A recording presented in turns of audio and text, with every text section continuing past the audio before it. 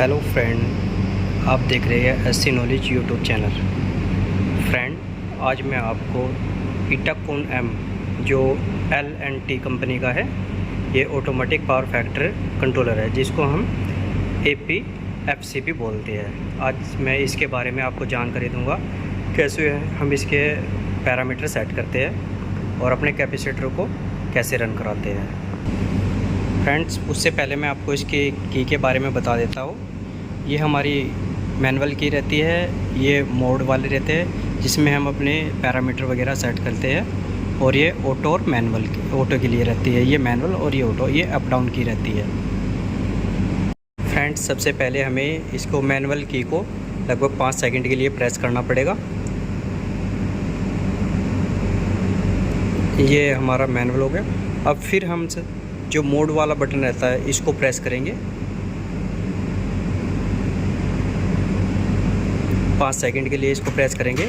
जैसे हमारा सेट वाला बटन आ जाता है ये, इसके बाद हम इसको ऑटो वाले को प्रेस करेंगे।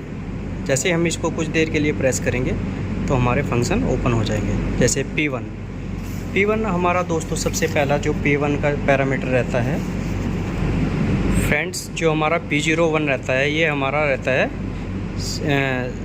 कितना हमें पावर फैक्टर रखना है, 1 रखना है या 9 रखना है या 98 रखना है। इससे हम अपने P01 में अपनी पावर फैक्टर की वैल्यू सेट कर सकते हैं। उसके बाद एक्चुअली इसमें मेरे को 1 ही रखना है तो मैं इसको 1 रख देता हूँ। फिर सेकंड आ जाता है हमारा P02 में हम जो अपने C2 रेशो की वैल्यू रहती है वो सेट करते हैं। जैसे 2.50 के मैंने ये सेट कर रखी है इसमें। और फिर P03 आ जाता है, ये हमारी सेकेंडरी रेशियो वैल्यू रहती है CT की। इसमें 5 एम्पेयर, इसमें कुछ भी कर सकते हो, बाकी 5 एम्पेयर ही रहेगी, या 1 या 5। हम इसमें 5 एम्पेयर रखेंगे। थर्ड आ जाता है हमारा L1 हमारा दोस्तों ये किस चीज़ के लिए यूज किया जाता है? L1 हमारा ये ऑक्सिलरी कॉन्टैक्ट के लिए यूज किया जाता है। जो सप्लाई ऑक्सिलरी कॉन्टैक्ट रहता है उसके लिए हम L1 का यूज करते हैं। फिर हम इसको ऑटो को दबा के नेक्स्ट करेंगे। P05 ये L2 L3 ये हमारी इसकी वोल्टेज का रहता है। P06 ये सबसे छोटा P06 रहता है, जो सबसे छोटा हमारा कैपेसिटर रहता है उसकी वैल्यू पुट करनी होती है इसमें। उसकी वैल्यू पुट, जैसे सपोज़ करो मेरे पास 10 kVAR का सबसे छोटा है तो मैं इसमें 10 kVAR की ही वैल्यू रखूँगा। फ्रेंड, आपका भी जो भी वैल्यू आप इसमें रखना चाहेंगे आप उसमें सेट कर सकते हो। उसके बाद फिर नेक्स्ट चलते हैं। ये रहता है P07, ये हमारी इसकी क्या P07 जो रहता है ये वोल्टेज वैल्यू रहती है, कैपेसिटर की वोल्टेज वैल्यू। जो कैपेसिटर पे आपने देखा होगा इस पर टैग वगैरह लगे हुए होते हैं, उस पर भी P07 वैल्यू हम सेट करते हैं। फिर उसके बाद नेक्स्ट चलते हैं P08, ये हमारा होता है इसका on delay time.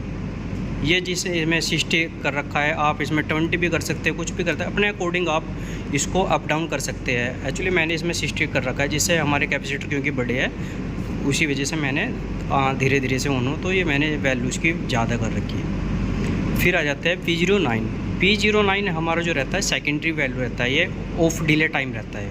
Of delay में आप कुछ भी कर सकते हैं, ये मैंने ऑन डिले और ऑफ डिले दोनों ही सेम रख रखी है। फिर उसके बाद आता है P10 में आ जाते हैं हमारे नंबर ऑफ़ कैपेसिटर वैल्यू।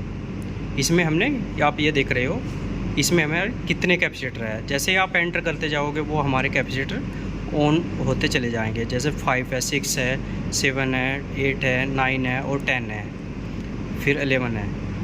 जब तक हमारी जो वैल्यू है यहाँ सेट वैल्यू ना आ जाए तब तक हम इसको ऐसे ही रखते हैं।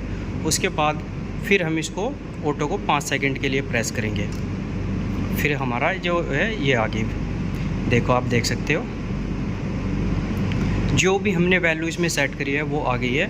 आप इसको कुछ देर के लिए ऑटो वाले में कर देते, अब ये हमारा ऑटो में वर्क करना चालू कर देगा।